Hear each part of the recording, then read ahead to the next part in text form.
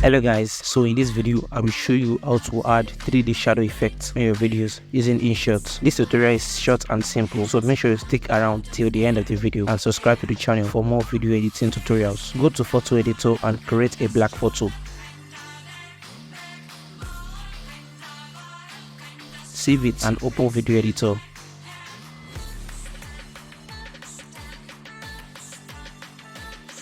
And add your main video. Go to canvas and set the aspect ratio to 9:16.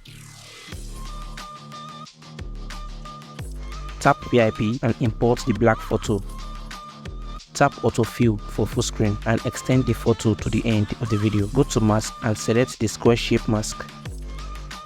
Reduce the size and drag the feathering tool to make a shadow. Copy the black photo and replace it with your main video.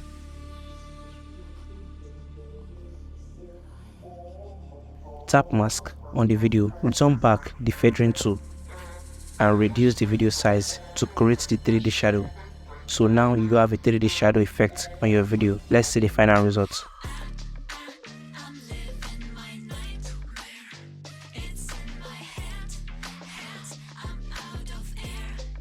Finally, export your video.